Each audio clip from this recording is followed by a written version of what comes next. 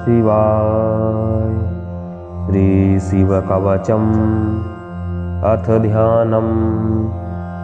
वज्रद्रष्ट्रं त्रिनयनं कालकण्ठमरिन्दमं सहस्रकरमप्युग्रं वन्दे शम्भुम् उमापतिम्। रुद्राक्षकङ्कणलसत्करदण्डयुग्मः पालान्तरालसितभस्मधृतत्रिपुण्डः पञ्चाक्षरपरिपठन् वरमन्त्रराजं ध्यायन् सदा पशुपतिं सरलं व्रजेथाः। अतः परं सर्वपुराणगुह्यं निःशेषपापौघहरं पवित्रं जयप्रदं सर्वविपत्प्रमोचनं वक्ष्यामि शैवं कवचं हितायते। ऋषभ उवाच नमस्कृत्य महादेवं विश्वव्यापिनमीश्वरं वक्षे शिवमयं वर्म सर्वरक्षाकरं नृणाम्। शुचौ देशे समासीनो यथावत्कल्पिताशनः जितेन्द्रियो जितप्राणश्चिन्तयेत् शिवमव्ययम्। हृत्पुण्डरीकान्तरसन्निविष्टं स्वतेजसा व्याप्तनभोऽवकाशम्। अतीन्द्रियं सूक्ष्ममनन्तमाद्यं ध्यायेत् परानन्दमयं महेशम्। ध्यानावधूताखिलकर्मबन्धः चिरं चिदानन्दनिमग्नचेताः। षडक्षरन्याससमाहितात्मा शैवेन कुर्यात् कवचेन रक्षाम्। मां पातु देवोऽखिलदेवतात्मा संसारकूपे पतितं गम्भीरे। तन्नाम दिव्यं वरमन्त्रमूलं धुनोतु मे सर्वमघं हृदिस्थम्। सर्वत्र मां रक्षतु विश्वमूर्तिर्ज्योतिर्मयानन्दघनश्चिदात्मा। अरोरणीयानुरशक्तिरेकः स ईश्वरः पातु भयादशेषात्। तो भूस्वरूपेण बिभर्ति विश्वं पायास भूमेर्गिरिशोष्टमूर्तिः। योपां स्वरूपेण नृणां करोति सज्जीवनं सोऽवतु मां जलेभ्यः। कल्पावसाने भुवनानि दग्ध्वा सर्वाणि ये नृत्यति भूरिलीला। सकालरुद्रोऽवतु मां दावोग्रर्वात्यादिभीतेरखिलाच्च तापात्। प्रदीप्तविद्युत्कनकावभासो विद्यावराभीतिकुठारपाणिः। चतुर्मुखस्तत्पुरुषस्त्रिनेत्रः प्राच्यां स्थितं रक्षतु मामजस्रम्। कुठारवेदाङ्कुशपाशशूल कपालढक्काक्षगुणान् दधाना। चतुर्मुखो नीलरुचिस्त्रिनेत्रः पायादघोरो दिशि दक्षिणस्याम्। कुन्देन्दुशङ्खस्फटिकावभासो वेदाक्षमाला वरदा भयाङ्कः। त्रयश्चतुर्वक्त्र उरुप्रभावः सद्योऽधिजातो वतु मां प्रतीच्याम्।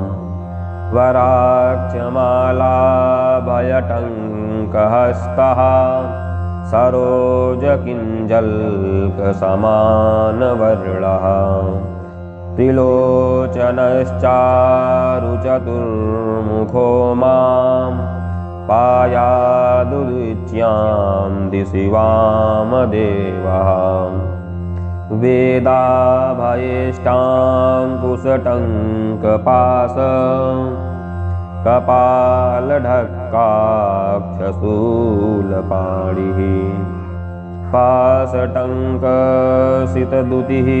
पञ्चमुखो वतान् मामीशान ऊर्ध्वं परमप्रकाशः मूर्धानमव्यान्मम चन्द्रमौलिर्भालं मम व्यादथ भालनेत्रः नेत्रे मम व्याद्भगनेत्रहारी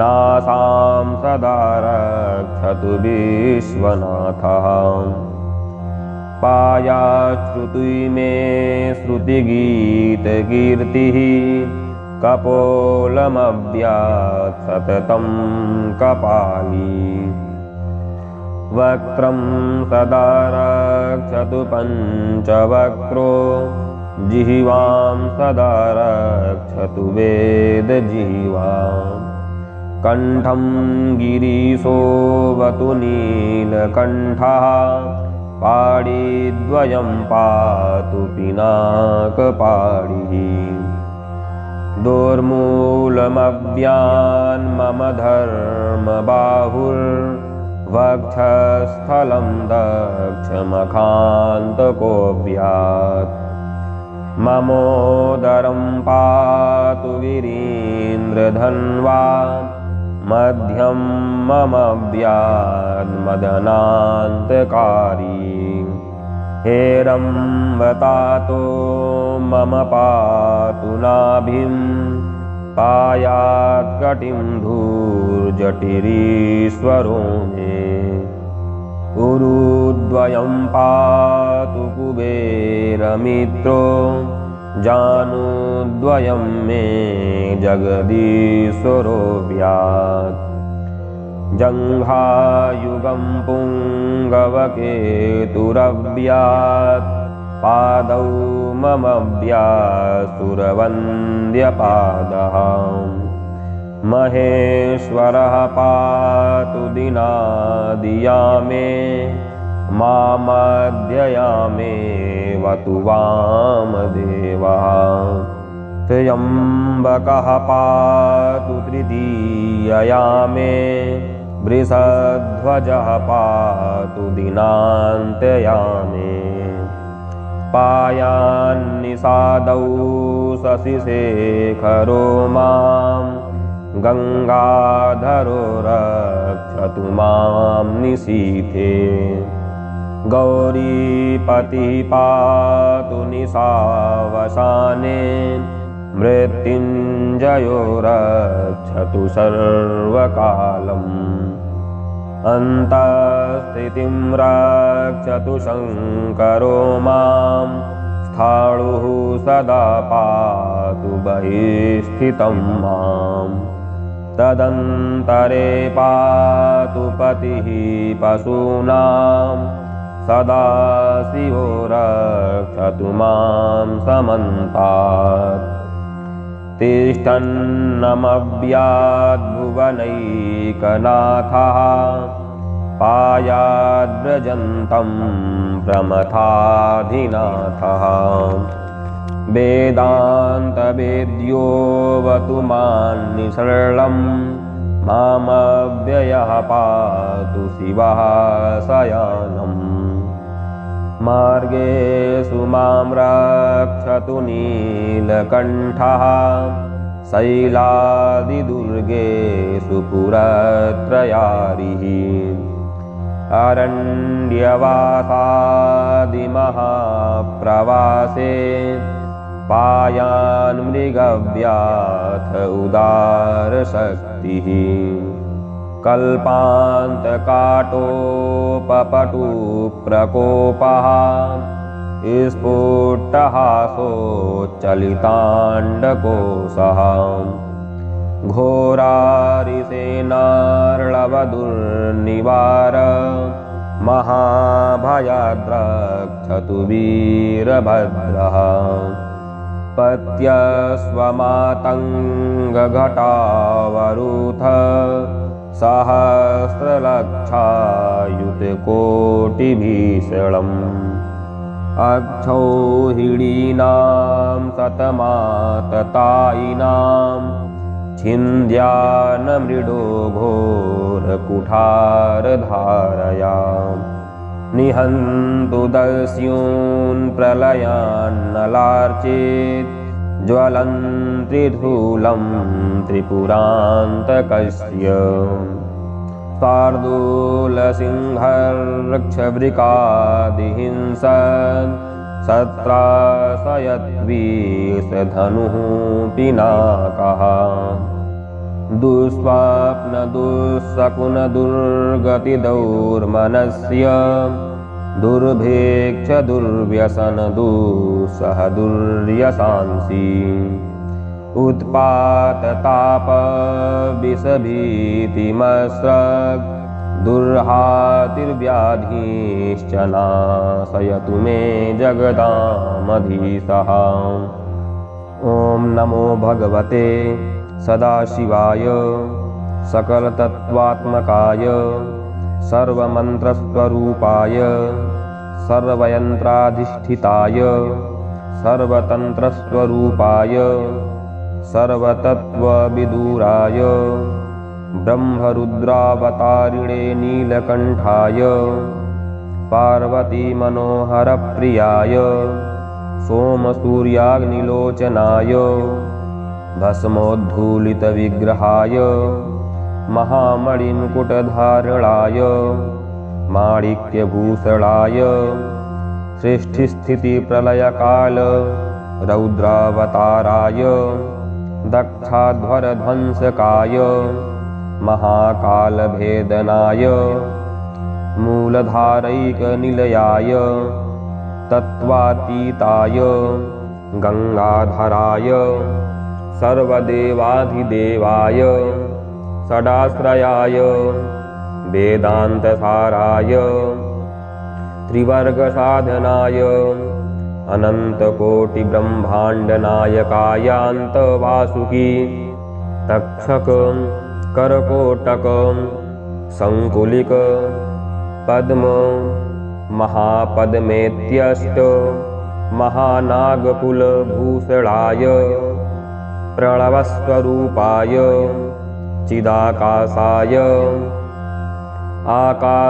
आकाशादिस्वरूपाय ग्रहनक्षत्रमालिने सकलाय कलंकरहिताय सकललोककर्त्रे सकललोकैकभन्त्रे सकललोकैकसंहर्त्रे सकललोकैकगुरुवे सकललोकैकसाक्षिणे सकलनिगमगुह्याय सकलवेदान्तपारगाय सकललोकैकवरप्रदाय सकललोकैकशङ्कराय शशाङ्कशेखराय शाश्वतनिजावासाय निराभासाय निरामयाय निर्मलाय निर्लोभाय निर्मदाय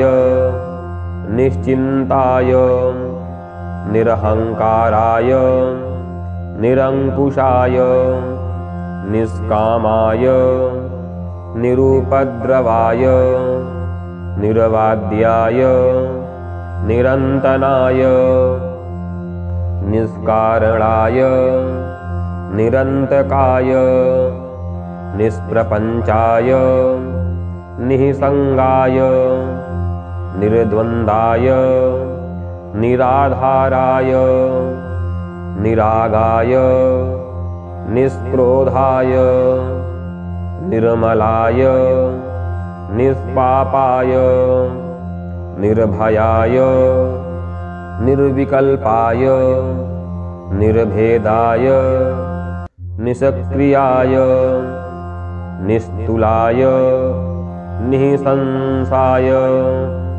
निरंजनाय निरूपम विभवाय नित्यशुद्ध बुद्ध परिपूर्ण सच्चिदानंदद्वयाय परमशान्तस्वरूपाय तेजोरूपाय तेजोमयाय जय जय रुद्र महारौद्र भद्रावतार महाभैरव कालभैरव कल्पांत भैरव कपालमालाधर खट्वांग खड्ग चर्म पाशांकुश डमरू शूल चाप बाण गदाशक्ति भिंदीपाल तोमर मुसल मुद्गर पास परिघ भुसुंडी शतघ्नि चक्राद्यायुध भीषणकर सहस्र मुखद्रष्टा कराल वदन विकटाट्टहास विस्फारित ब्रह्मांड मंडल नागेंद्र कुंडल नागेंद्र हार नागेंद्र वलय नागेंद्र चर्मधर मृत्युंजय त्र्यंबक त्रिपुरांतक विश्वरूप विरूपाक्ष विश्वेश्वर वृषभवाहन विषविभूषण विश्वतोमुख सर्वतो रक्ष रक्ष मां ज्वल ज्वल महामृत्युम अपमृत्युभय नाशय नाशय चोरय भयमुत्सादयोत्सादय विषसर्पभयं समय समय चोरान् मारय मारय शत्रून्नुच्चाटयोच्चाटय त्रिशूलेन विदारय विदारय कुठारेण भिन्दी भिन्दी खड्गेन छिन्दी छिन्दी खट्वांगेन विपोथय विपोथय मुसलेन निष्पेषय निष्पेषय बाणैः सन्ताडय सन्ताडय रक्षांसि भीषय भीषयाशेषभूतानि विद्रावय विद्रावय कूष्माण्ड बेताल मारीच ब्रह्मराक्षसगणान् सन्त्रासय सन्त्रासय माम भयं कुरु कुरु वित्रस्तं मामाश्वासया श्वासय नरक महाभयान् मामुद्धरोद्धर संजीवय संजीवयं क्षुत्रिंगाभ्यां मामाप्यया ययाप्यायय दुःखातुरं मामानन्दया नन्दय शिवकवचेन मामाच्छादयाच्छादय मृत्युंजय त्र्यंबक सदाशिव नमस्ते नमस्ते। ऋषभ उवाच इत्येतत्कवचं शैवं वरदं व्याहृतं मया सर्वबाधाप्रशमनं रहस्यं सर्वदेहिनां यः सदा धारयेन्मर्त्यः शैवं कवचमुत्तमं न तस्य जायते क्वापि भयं शम्भोरनुग्रहात् क्षीणायुर्मृत्युमापन्नो महारोगहतोऽपि वा सद्यः सुखमवाप्नोति दीर्घमायुश्च विन्दति सर्वदारिद्र्यशमनं सौमङ्गल्यविवर्धनं यो धत्ते कवचं शैवं सा देवैरपि पूज्यते महापातकसंघातैर्मुच्यते चोपपातकैः देहान्ते शिवमाप्नोति शिववर्मानुभावतः त्वमपि श्रद्धया वत्स सैवं कवचमुत्तमं धारयस्व मया दत्तं सद्यः श्रेयो ह्यवाप्स्यसि। सूत उवाच इत्युक्ता ऋषभो योगी तस्मै पार्थिवशूनवे ददौ शङ्खं महारावं खड्गं चारिनिसूदनं पुनश्च भस्म सम्मन्त्र्य तदङ्ग सर्वतोऽस्पृशत् गजानां षड्सहस्रस्य द्विगुणं च बलं ददौ भस्मप्रभावा सम्प्राप्य बलैश्वर्यधृतिस्मृतिः सा राजपुत्रः सुशुभे सदर्क इव स्त्रिया